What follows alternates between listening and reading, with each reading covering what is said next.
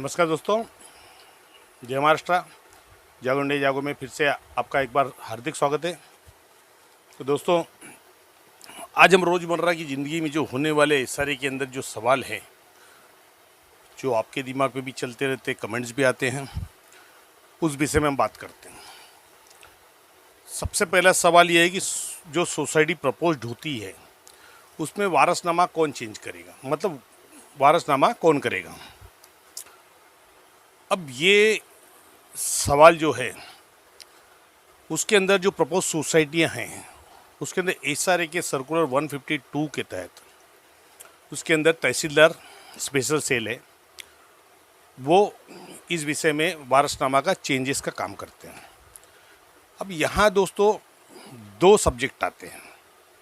जहाँ propose society है तो प्रपोज सोसाइटी के लिए तहसीलदार स्पेशल सेल ये एक अथॉरिटी चुनी गई है जिसके अंदर वारसनामा को दर्ज करना है, मतलब जो भी वारसनामा है उसकी एंट्री करना है। उस विषय में सर्कुलर 152 के हिसाब से तहसीलदार स्पेशल सेल है। लेकिन अब सवाल ये उठता है कि रजिस्टर्ड सोसाइटी में 152 कैसे लागू होगा।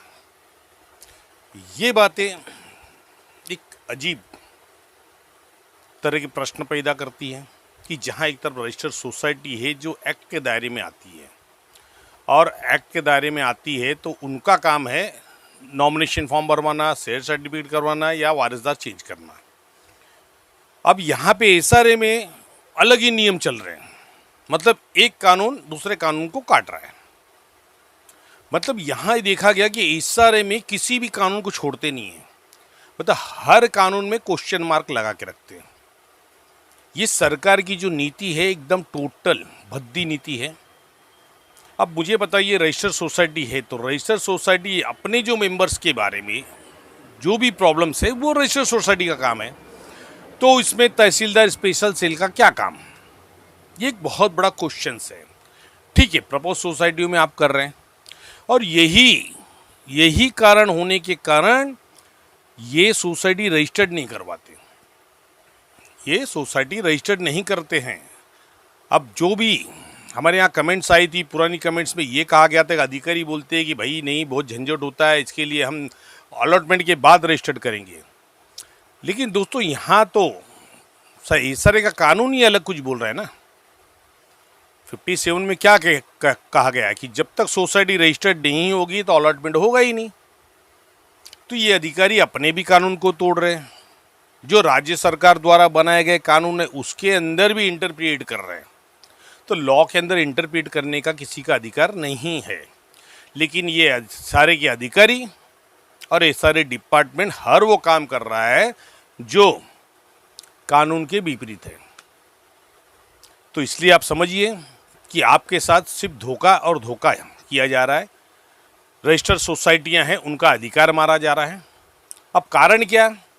कारण सिर्फ गांधी जी, क्योंकि भाई जो व्यक्ति है अलॉटमेंट नहीं हुआ है 152 में जाएगा, तो 152 में जितने भी लोग, यहाँ इवन मैं आपको बता रहा हूँ, पति पत्नी एक नॉमिनी होते, 152 में अगर नाम ट्रांसफर नहीं भी करे तो कोई फर्क नहीं पड़ता है, उनका भी मैटर जाता है तो कम से कम 10 से 15 हज़ार रुपये खर्चे होते हैं। ये अधिकारी कहेंगे कि भाई ये गलत बात है। भाई आपके नीचे जो बैठे ना लोग, आपके सहायक, उनसे जाके पूछिए वहाँ पे कैसे एजेंटों का बाजार गर्म है। जो एजेंट है उनके बाजार गर्म है वहाँ पे। ये लोग 15-15, 20-20 हज़ार रुपये दे के नाम ट्रांसफ़र करवा है, जबकि सरकार के आदेशानुसार फैमिली का जो भी रिजर्व अपना नाम ट्रांसफ़र लीगल हायर का है वो फ्री ऑफ चार्ज में है। तो ये वहाँ पे लोगों को हैरेसमेंट चालू है इस सारे डिपार्टमेंट में। तो दोस्तों आइए, दूसरा मैटर है बायोमेट्रिक करते समय आपका नाम नहीं आया या आपका सर्वे नहीं किया तो आप क्या करना है आपको। अब बहुत जन के क्वेश्चन है, सर बायोमेट्रिक किए 6 महीने हो गए लेकिन हमारे पेपर दिए थे लेकिन मिल नहीं रहे। इसीलिए मैंने बार बार कहा, एक ही वर्ड कहा है कि अधिकारियों पे विश्वास मत कीजिए। आपका काम आपको करना है। अधिकारी आपके साथ कब छल करेंगे ये कोई नहीं बता सकता है। वो आपके डॉक्यूमेंट लेके जाएंगे, वो डॉक्यूमेंट वहाँ पुटअप ही नहीं होगा या डॉक्यूमेंट रास्ते में गिर गया है। ये बहुत सारी चीज़ें हैं, बहुत सारी तकलीफ़ें हैं और बहुत सारे प्रश्न उठते हैं इन अधिकारियों पे। मैंने बार बार कहा, जब भी बायोमेट्रिक होगा, जो भी डॉक्यूमेंट देते हैं उसके 2 सेट बनाइए। कितने? 2 सेट बनाइए। एक सेट उनको दीजिए, दूसरी सेट पे जोड़ पत्र 3-4 भर के आप डिपार्टमेंट में पुटअप करके आइए।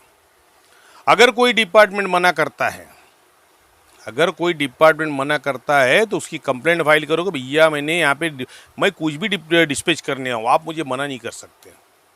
आपका काम है डिस्पैच लेना, वेरिफिकेशन करना आपका काम नहीं है। तो वहाँ पे डिस्पैच कीजिए आपके डॉक्यूमेंट के साथ में, और जितने डॉक्यूमेंट हो सब सेल्फ अटेस्टेड लगाइए, तो आपके पास रिकॉर्ड है कि आपने दिया है, आपके पास रिकॉर्ड है कि आपने दिया है। अब मैं आपसे एक ही चीज़ जानना चाहता हूँ, जोड़ पत्र 3-4 आप लोगों ने देखा होगा, जोड़ पत्र 3-4 पे लिखा हुआ है कि अधिकारी ये कॉपी प्राप्त किए, उसका सही सिक्का उनको दिया जाए। किसको? जो व्यक्ति है उसको दिया जाए। क्या ये देते हैं? बायोमेट्रिक के समय कोई अधिकारी आपको कोई पेपर स्टैम्प मार के एंडोर्समेंट करके देता है कि भैया नहीं हमने डॉक्यूमेंट लिया आपसे? नहीं, ये सिर्फ अपने लिए काम कर रहे हैं, ये सरकार के लिए नहीं काम कर रहे। और बायोमेट्रिक के समय जो लोग आते हैं वो तो कॉन्ट्रैक्ट पे हैं, लेकिन जो कंप्लेंट अथॉरिटी के अधिकारी आते हैं वो भी यही काम करते हैं। तो इन चीज़ों में सबसे बड़ी बात है कि बायोमेट्रिक करते समय अगर कोई भी व्यक्ति अधिकारी एंडोर्समेंट नहीं देता है, आप उसकी वीडियोज़ निकालिए। वीडियोज़ निकालने में कोई अपराध नहीं है। अभी तो कोर्ट का ऑर्डर है कि आप पुलिस स्टेशन के अंदर भी वीडियोग्राफी कर सकते हो, क्योंकि वो भी पब्लिक संपत्ति है, उनको अधिकार है वहाँ पे क्या चल रहा है वीडियोग्राफी लेने का। तो वीडियोग्राफी में आपको कोई प्रॉब्लम नहीं है, आप वीडियोग्राफी निकालिए, उनको बोलिए कि सर आप जो डॉक्यूमेंट दे रहा हूँ मुझे एंडोर्समेंट दीजिए, मैं आपको देता हूँ। अगर वो नहीं देते तो आप बायोमेट्रिक को मना कर दीजिए, बायोमेट्रिक को मना कर दीजिए, सीधा मना कीजिए। आप क्या नंबरिंग पड़ा है, नंबर डाल के आप जोड़ पत्र 3-4 जाके पुटअप कर दीजिए। तो ये आपका उचित उपाय है, क्योंकि दोस्तों ये चीज़ आप समझ लीजिए कि कोई आपका अधिकार नहीं छीन सकता है। आपके लिए फोरम बने हैं, आप उस फोरम में अपील डाल सकते हैं, आपको कोई प्रॉब्लम्स नहीं है। अब तीसरा बड़ा मुद्दा ये है भाड़े के विषय में। अब भाड़े के विषय में होता क्या है कि जो एआर डिपार्टमेंट से ऑर्डर्स आ जाते हैं 153 में, ऑर्डर्स आने के बाद भी डेवलपर्स भाड़े प्रोवाइड नहीं करते, जबकि उनको ऑर्डर्स निकलते कि 15 दिन में भाड़े देके सेल्फ डिक्लेरेशन जमा कीजिए। लेकिन यहाँ पे ऑर्डर्स देने के बाद भी डिपार्टमेंट, देखिए डिपार्टमेंट फॉर्मेलिटीज कर रहा है, वो फर्ज अदायगी कर रहा है सिर्फ आपको दिखाने के लिए। या आप मुझे बताइए, एक डिपार्टमेंट के आदेश को कि अवहेलना अगर बिल्डर करेगा तो क्या आप डिपार्टमेंट उसको काम करने देगा? कभी नहीं करने देगा। लेकिन ये सिर्फ फर्ज अदायगी है आपको दिखाने के लिए कि भैया हमने अपना काम किया। अब उसके बाद अगर ऑर्डर पे अगर वो नहीं देते, 15 दिन के बाद कंप्लेंट मारिए आप सीओ एसआरए को और एआर के पास कि भाई आपके आदेश की भी धज्जियाँ उड़ा रहे लोग, आपके आदेश तक को नहीं मानते, इसलिए इस पर तुरंत कार्रवाई किया जाए और हमें हमारे भाड़े मुहैया कराइए। तो उस कंप्लेंट को फाइल कीजिए, उसको फॉलोअप कीजिए। अगर आप उस चीज़ को फॉलोअप करेंगे तो स्टॉप वर्क निकलेगा। अब स्टॉप वर्क में ये क्या करते हैं, सेल का स्टॉप वर्क निकालते हैं।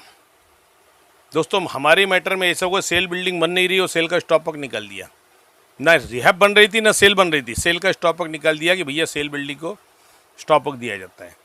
मैंने उनसे पूछा कि सर रिहैब बिल्डिंग और सेल बिल्डिंग कुछ ही नहीं है, खाली ये फाउंडेशन खड़ा कर रहे हैं और आप बोलते सेल की बिल्डिंग को रिहैब का स्टॉप वर्क दे रहे हैं। मतलब कौन सी नीति से काम करते हैं, ये अधिकारियों को क्या ट्रेनिंग दी जाती है मुझे नहीं पता। मैं 2000 से देख रहा हूँ ये अधिकारी, पहले तो ठीक थे थोड़ा अधिकारी, ये 2014 के बाद से ये अधिकारियों में पता नहीं कौन सी ऐसी शक्ति आई है कि ये लोगों से ठीक से बात भी नहीं करते। लोगों को जो भी उनके प्रॉब्लम्स है उसके खिलाफ लोगों को ऊपर ही भड़कते कि भैया आपका क्या लेना देना है। ये सारी तकलीफ़ें हैं, तो इन तकलीफ़ों से आपको जूझना है, लेकिन निराश नहीं होना, लड़ते रहिए। आपको सुबह आएगी और सुबह होगी और अच्छे दिन भी आएंगे। अभी आपको अच्छे दिन से याद आया होगा, किसने बोला था अच्छे दिन, तो आ गए अच्छे दिन। अब चौथा है ओसी का मतलब। अभी मुझे किसी ने कमेंट किया कि सर म्हाडा बिल्डिंग में ओसी नहीं है, तो क्या म्हाडा बिल्डिंग को ओसी मिलती है? दोस्तों, डिपार्टमेंट कोई भी हो, इवन गवर्नमेंट की बिल्डिंग बन रही है ना, गवर्नमेंट की बिल्डिंग, सरकार की बिल्डिंग बन रही है, उसको भी ओसी मैंडेटरी है। अगर ओसी नहीं है तो उस बिल्डिंग को ऑक्यूपाई नहीं कर सकते, क्योंकि हमारे यहाँ पे जंगल राज नहीं चलता है, डीसीआर चलता है, एमआरटीपी चलती है, उसके आधार पे ही काम होता है। ये नहीं होता कि भैया गवर्नमेंट की बिल्डिंग कैसे बना दो। गवर्नमेंट की बिल्डिंग की भी प्लान होते हैं, अप्रूव्ड होते हैं, उनकी सीसी मिलती है और उनको लास्ट में ओसी होती है। समझ रहे हैं?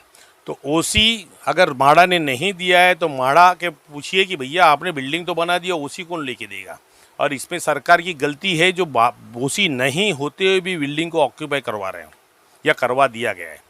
तो इस चीज़ में आपको आवाज़ उठानी पड़ेगी, इस चीज़ में आप लड़िए, आपको सफलता जरूर मिलेगी। अब पांचवा है डॉक्यूमेंट्स। दोस्तों, डॉक्यूमेंट के बारे में क्यों बात कर रहा हूँ? आज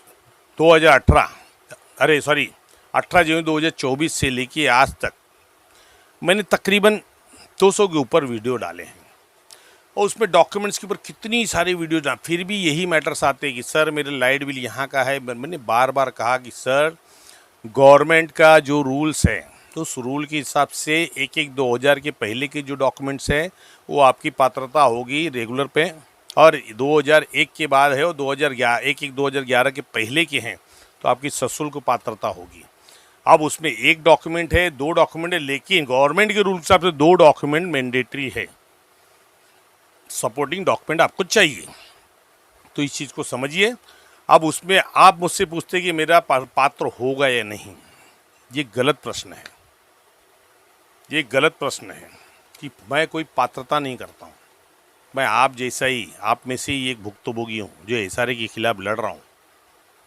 वहाँ पे सिर्फ इतना समझिए, आपको लड़ना पड़ेगा। अगर आपके डॉक्यूमेंट से 2001 की आपके लाइट बिल है, 2006 की आपके जो भी वोटिंग कार्ड है, तो आपका सशुल्क में पात्रता होगी, और आपको उसके लिए जो भी जद्दोजहद करना है, फाइट करना है अपने अधिकारों के लिए, वो करना पड़ेगा। अब दोस्तों, छठा विषय है बहुत गंभीर। ये विषय इसलिए मैं उठा रहा हूँ कि इस विषय में थोड़ा सा रोशनी डालना बहुत ज़रूरी है। प्रॉब्लम ये है कि ये अधिकारी क्या समझते हैं अपने आप को, ये मुझे समझ में नहीं आ रहा है। क्या समझते हैं दोस्तों? इसके पहले ये विषय चालू करें, मैं आपको एक चीज़ बताना चाहता हूँ। सुप्रीम कोर्ट में एक स्पेशल लीव पिटीशन गई जिसका नंबर है 25924 और 25925 2023 में, और इसका 29/4/2024 को 29/4/2024 को ऑर्डर्स आया। उस ऑर्डर्स में ये अपील गई थी 38 नोटिस के विरुद्ध।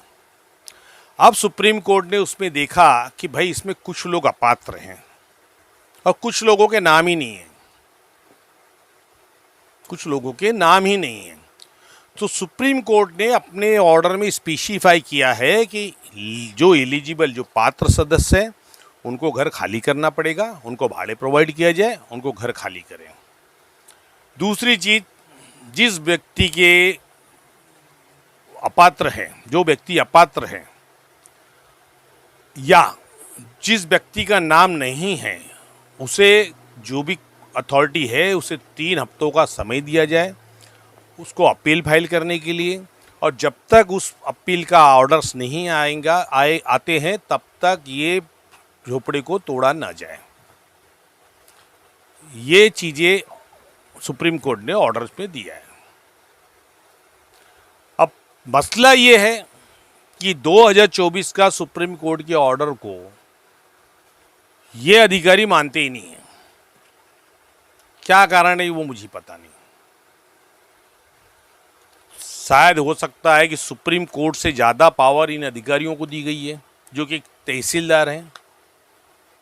तहसीलदार को सुप्रीम कोर्ट से ज़्यादा पावर है। दोस्तों, ये रिसेंट का मैटर है, आपको जानना चाहिए। गोरेगांव का एक मैटर है, मैंने उनका रिप्लाई बना के दिया था। उनका घर अनिर्णित है, और मैंने उसमें रिप्लाई बना के दिया था कि भाई ये चीज़ है, आप हमें कंप्लेंट अथॉरिटी को ऑर्डर दीजिए कि मेरी पात्रता कंसीडर करे, मेरी पात्रता कंसीडर, मैं घर खाली करने को तैयार हूँ। अब उसमें बता रहे हैं, ऑर्डर कोट करके बता रहे हैं उस ऑर्डर को क्यों रिजेक्ट किया गया, ये उनके कंक्लूजन निष्कर्ष में दिया ही नहीं है। सिर्फ उन्हें ये बता रहे कि ये सब जितने भी लोग हैं वो कोऑपरेट नहीं कर रहे हैं। और उनके ऑर्डर में ये भी बताया गया है कि तकरीबन 8 से 900 लोगों ने पहले ही घर खाली कर दिया है, लेकिन डेवलपमेंट के नाम पे कुछ भी नहीं है। डेवलपमेंट के नाम पे कुछ भी नहीं है। तो मुझे बताइए कि जो सर्कुलर 210A के हिसाब से फेस वाइज प्रोग्राम का क्या मीनिंग हुआ? पता, फेस वाइज प्रोग्राम का मीनिंग ये है कि भैया एक फेस में आप पहले 38 लगा दो, फिर दूसरा फेस में 30 से पूरी जमीन खाली करवा दो, ये है phase wise program. Phase wise program में बताया गया कि भैया आप जो बिल्डिंग बनाने वाले हो उस बिल्डिंग का आप बताओ कितने अपार्टमेंट डोलर वहां पे अफेक्टेड है, उतने ही झोपड़े तोड़े जाएंगे। तो भाई ये तहसीलदार स्पेशल से अपनी मनमानी कैसे कर रहे हैं? अपनी मनमानी कैसे कर रहे हैं कि सुप्रीम कोर्ट के ऑर्डर को भी नहीं मान रहे हैं? ये ऑर्डर्स निकाले हैं मेरे ख्याल से राजेंद्र चौहान करके तहसीलदार हैं, उन्होंने ऑर्डर निकाला है। और उन्होंने ऑर्डर्स पे अंदर जो कंक्लूजन था उस कंक्लूजन में ये नहीं दिया गया है कि अपीलेंट ने जो चीज बताया वो ऑर्डर में कोट किया है, लेकिन वो क्या गलत कह रहे हैं, सुप्रीम कोर्ट को क्यों रिजेक्ट कर रहे हैं ऑर्डर को, इसका रीजन नहीं दिया उन्होंने। मतलब आप समझ रहे हैं कि सुप्रीम कोर्ट इनके सामने जीरो है, माननीय सर्वोच्च न्यायालय के उनके सामने जीरो है। तो ये चीजें ये काम कर रहे हैं अधिकारी, ना सर्कुलर का पालन करेंगे, ना सुप्रीम कोर्ट ना हाई कोर्ट, किसी के ऑर्डर्स को नहीं मानते लोग। तो भैया ये अथॉरिटी सरकार ने क्या किया, तानाशाही करने के लिए बनाई है? ये महाराष्ट्र सरकार क्यों खामोश है भाई? ये अधिकारियों के विरुद्ध क्यों एक्शन नहीं लेती? भाई कौन व्यक्ति है जो डेवलपमेंट नहीं चाहता है? आप मुझे बताइए, क्या आप लोग डेवलपमेंट चाहते हैं या नहीं चाहते? लेकिन हम चाहते हैं डेवलपमेंट ट्रांसपेरेंसी हो, पारदर्शी हो, अकाउंटेबिलिटी हो। लेकिन ये अधिकारी जबरदस्ती, मतलब ये हिटलर सही मचा के रखे भाई, ये सुप्रीम कोर्ट के ऑर्डर को भी नहीं मानना है, हाई कोर्ट के ऑर्डर को भी नहीं मानना है, सीओ के महाराष्ट्र सरकार के सर्कुलर्स को भी नहीं मानना है, बस हमारे मन में जो आए ऑर्डर्स दे दो पास। आधा अधूरा प्रोसीजर चलाते हैं मात्र गांधी जी के लिए, मात्र गांधी जी के लिए। ये 2-3 हियरिंग देते हैं सिर्फ बिल्डर को तनाव देने के लिए कि भैया कितने गांधी जी रिलीज कर रहे हो। बस गांधी जी पहुंचे कि भैया कलम चली। तो ये सिस्टम चल रहा है भाई इस सारे के अंदर में। तो क्या वो तहसीलदार साहब बताएंगे कि सुप्रीम कोर्ट के ऑर्डर को क्यों डिनाई कर दिया आपने? सुप्रीम कोर्ट ने ऑर्डर में एकदम स्पेसिफाई लिखा है कि भैया उनको प्रीफर करें 3 हफ्ते के लिए अपील फाइल करने के लिए, और वो अपील जो फाइल करेंगे उसका जो भी ऑर्डर्स आएगा उसके बाद ही तब तक के लिए वो प्रोटेक्टेड है इविक्शन से। तो ऐसा क्यों किया? क्यों सुप्रीम कोर्ट के ऑर्डर के हिसाब से उनको समय नहीं दिया गया? आप पहली हियरिंग भी बोल सकते थे कि भाई ठीक है आप अपील फाइल करो, लेकिन नहीं, यहाँ पे बस खाली एक ही चीज चल रही है, तानाशाही, हिटलर शाही। बस गरीबों को दबाओ, उनको पता है इनके पास पैसे नहीं है, ये हाई कोर्ट नहीं जाएंगे, ये लड़ नहीं सकते, इनका काम हो गया बस। तो ये तकलीफें जो इस सारे के अंदर में है दोस्तों, इससे भ्रष्ट डिपार्टमेंट शायद ही मुंबई में कोई होगा। सबसे ज्यादा करप्टेड डिपार्टमेंट SRA, जहां हर चीजों की नीलामी लगी है, पात्रता के लिए पैसे, आपके लीगल हायर के ट्रांसफर के लिए पैसे, मतलब हर जगह पैसे की बोली लगी है। और इनके जो स्वयं सेवक जिसको बोलते हैं ना भाई सिक्योरिटी वाले, मैं तो उनको स्वयं सेवक बोलता हूँ, अधिकारियों को स्वयं सेवक है, कि ये बंदे यहाँ पे खड़े होके शुरुआत से पूछें कुटे जायचं है, कुटे जायचं। अरे भाई वो एंट्री लेने बैठी है ना, तो कुटे जायचं क्यों करते हो?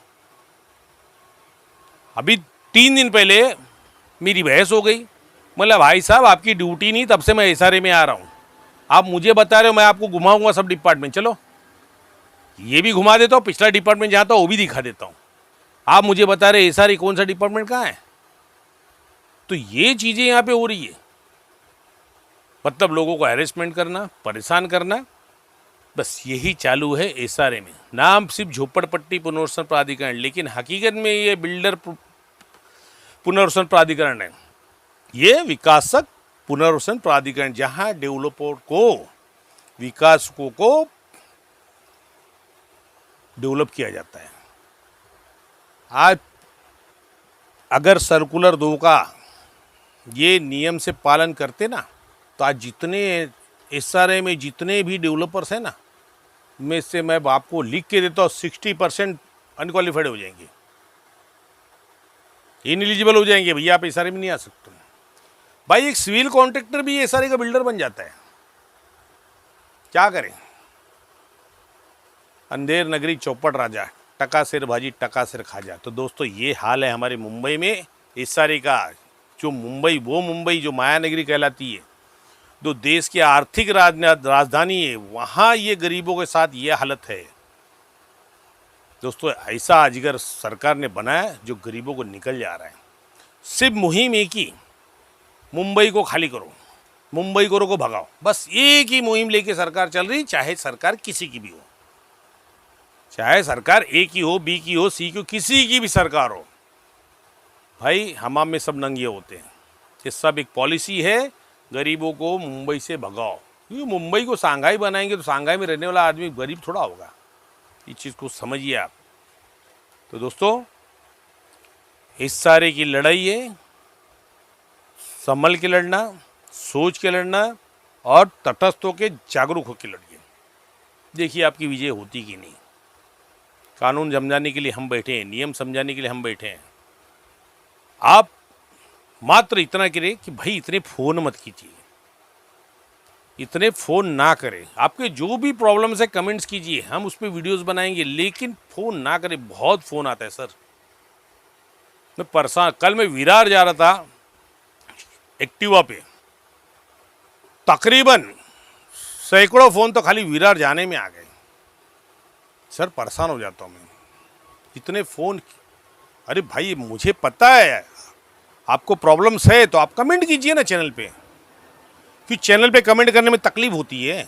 हर व्यक्ति बोलता है सर मैंने आपका वीडियो देखा इसलिए फ़ोन लगा रहे। तो भाई आपने वीडियो देखा तो कमेंट कर दीजिए आपके प्रॉब्लम। अब मैं किसी के फ़ोन नहीं उठाऊंगा ना, मैं अपना फ़ोन नंबर भी यहाँ से हटा रहा हूँ, क्योंकि सर मेरे लिए हेडेक होते जा रहा है। क्योंकि मेरी निजी ज़िंदगी में, जो बोलते हैं ना, निजी ज़िंदगी स्पॉइल हो जा रही है। इसके लिए जो भी कमेंट्स हैं वो आप चैनल पे कीजिए, आपके जो भी प्रश्न होंगे उसके उत्तर हम देंगे, लेकिन निजी मैं किसी से नहीं मिलूँगा और ना ही मैं फ़ोन उठाऊँगा।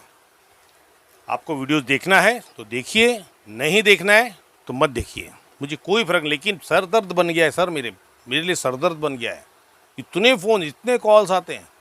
भाई आप कमेंट कर दीजिए ना, उसके ऊपर आपको मिल जाएंगे जवाब। लेकिन आपके जो भी प्रॉब्लम्स है कमेंट कीजिए।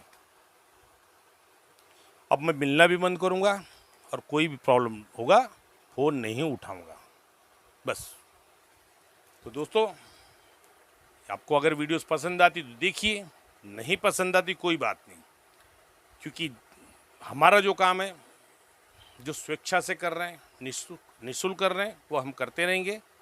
जो साथ में जुड़ना चाहे जुड़े, जो नहीं जुड़ना ना जुड़े, मुझे हमें कोई फ़र्क नहीं पड़ता है। तो धन्यवाद दोस्तों, मिलते हैं नेक्स्ट वीडियो में। जय हिंद, जय महाराष्ट्र।